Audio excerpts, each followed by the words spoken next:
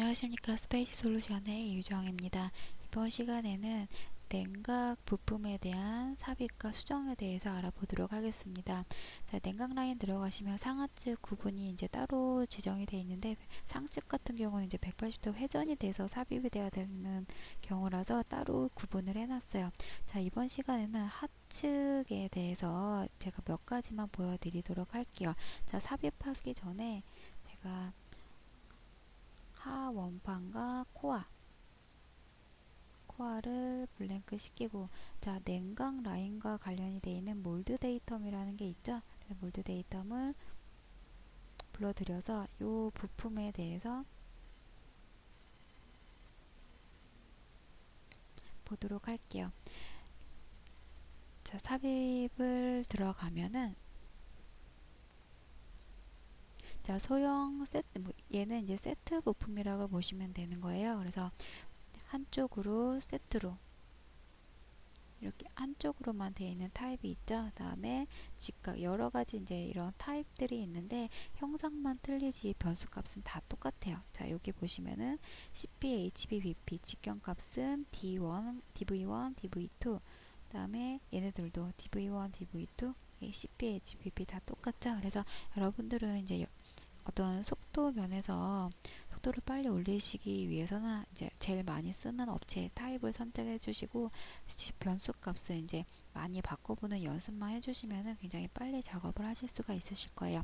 자, 이 중에 소형 01을 한번 들어가는데, 자, 삽입 전에 여러분들 반드시 PT 값과 직경값 D 값을 구분을, 그러니까 선택을 해주시고 시작을 해주셔야지, 삽입하고 나서 다시 인덱스에서 바꾸시게 되면은 여러분들이 뭐 위치값이라든지 직경값을 세부적으로 바꿔놓은 것들에 대한 그 변수는 적용이 안 돼서 다시 리셋이 돼요. 그래서 반드시 시작하시기 전에 인덱스에서 선택을 해주시고 부품 삽입을 해요. B 언더바 아더 컴포넌트를 모첼에서 삽입이 되는 걸 확인을 하셨고요. 자, 몰드 데이텀이라는 우리 그 히든 라인 처리가 되는 요 파란색의 요 라인에 대한 위치를 인식을 해서 들어가는 거를 보실 수가 있겠죠. 코어 쪽에 이제 니플 탭도 맞게끔 들어갔겠고요. 자, 이 상태에서 프론트 뷰를 보시게 되면은 몰드 데이텀의 노란색 히든 라인의 센터 위치로 적절히 맞게끔 들어가는 걸 확인을 하실 수가 있어요. 자, 다시 탑 상태로 봤을 때 이미지를 보시게 되면은 이 핑크색 라인이 코어가 되겠고, 안쪽에 이제 요 연두색 라인이 냉각, 정면에서 봤을 때는 요 형상이 SMZ, 뭐 이쪽 부분이 이제 코어가 되겠고, 나머지는 이제 이쪽이 원판이 되겠죠.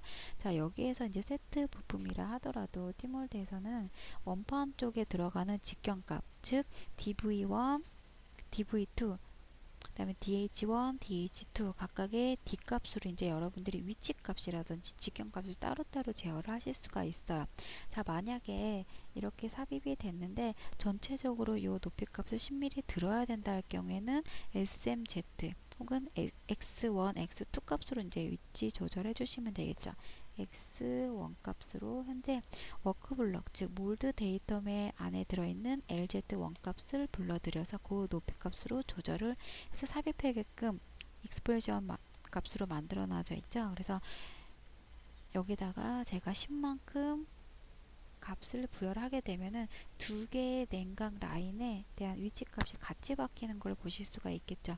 자, X2를 검색을 했더니 X1으로 설정이 되어 있기 때문에 같이 연동이 돼서 X1을 바꾸게 되면 같이 바뀌게끔 작업이 이제 이루어져 있겠죠. 자, 여기서 따로따로 제어를 하실 수도 있겠고, 틀리게 높이값이 두 개의 라인이 틀린 경우에는 여기서 제어를 하시면 되겠고, 전체적으로 한꺼번에 바꾸고 싶습니다 할 경우에는 우리 전 시간에 만들어 보셨던 몰드 데이텀을 이용을 하셔 그 위치값을 현재 프론트 뷰 상태에서 50을 40으로 이렇게 바꾸게 되면은 몰드 데이텀 같이 바뀌고 이 냉각도 같이 올라가는 거를 확인을 하실 수가 있겠죠. 이 센터에 지금 안 들어왔다는 거는 제가 임의대로 표준 부품 창에서 높이 값을 변경을 했기 때문에, 자, 치수 변경 들어가시면은 X1을 검색을 해볼게요. 그러면 제가 플러스 10만큼 이렇게 값을 설정을 해놨죠. 이 값을 지우시면 다시 이 위치에 맞게끔 들어가는 거를 확인을 하실 수가 있겠죠. 자, 그 다음에 탑 상태에서 금형 중심 이 원점을 기준으로 해서 이 폭 A, B 값을 이용을 해서 위치를 한번 조정을 해 보도록 할게요. 자, 현재 A를 30에서 40으로 자, 바꾸면 Y 제로점을 기준으로 해서 10mm 더 늘어나는 거를 보실 수가 있겠죠. 따로따로 이제 제어를 하실 수가 있어요. 다음에 원판에 들어가는 직경과 코어 쪽에 도는 직경 값을 달리 해 보도록 하겠습니다. 자, 정면에 놓고서 자, DV1, DV2 혹은 DH1 값을 한번 바꿔 보도록 할게요. DH1 검색을 했더니 D값으로 되어 있어요. 즉 직경값과 지금 코어 원판에 들어가는 직경값이 지금 동일하게끔 설정이 되어 있죠. 이거를 제가 다시 한번 바꿔볼게요. DH1 값, DV1 다 D로 되어 있죠. 이 값을 D 플러스 2로 설정을 해보도록 할게요. 그러면은 사이즈가 변경이 되는 거를 보실 수가 있겠죠. 그래서 DV1, 2가 지금 요 값이 되는 거잖아요. 자, DH1을 다시 한번 바꿔볼게요. DH1을 현재 11.5로 바꾸겠습니다. 자, 그러면은 원판에 들어가는 직경이 바뀌었고 이제 코어는 그대로 있는 거를 보실 수가 있겠죠. 그래서 티몰드가 좋은 점은 이제 세부사항의 세트 부품이라 할지라도 세부적으로 이제 그 부분 어떤 수정이 가능하다라는 어떤 장점을 갖고 있어서 여러분들이 쉽게 어떤 그 수정 작업을 하실 수가 있어요. 자, 만약에 냉각이 이쪽으로 들어가서 한 바퀴 쭉 돌고 나와야 된다 이런 타입일 경우에는 회전을 그냥 하시게 되면은 자, 원점을 기준으로 그 회전이 되기 때문에 자, 이렇게 니플 탭 형상이 틀려지게끔 삽입이 돼요. 회전이 되기 때문에 반드시 어떤 코어의 X, Y 폭에 대해서 뭐 동일하면 상관이 없지만 틀린 경우에는 이 Z축 기준으로 회전을 하시는 게 아니라 자, 여기 보시면 앵글 값이라는 게 있어요. 현재 앵글을 180도 설정을 하게 되면 니플탭 위치도 그대로 맞게끔 들어가고 자, 원판부에 이 니플탭도 맞게끔 들어가죠. 이렇게 회전 값을 이용을 하셔가지고 돌리시면은 된다라는 거 말씀드렸고 반드시 이제 만약에 이렇게 다 수정을 하고 어떤 그 위치도 조절을 해놨다. 이 상태에서 제가 인덱스에서 다른 샘플 한번 바꿔보도록 할게요. PT 4분의 1짜리 90도 회전 타입으로 바뀐다 했을 경우에는 이렇게 리셋이 돼서 이 부품에 대한 원본이 삽입이 되는 걸 보실 수가 있어요. 그래서 반드시 세부사항에 대한 치수 변경은 이 두 번째 창에 들어가셔서 하셔야 된다는 거 말씀드리고 싶어요.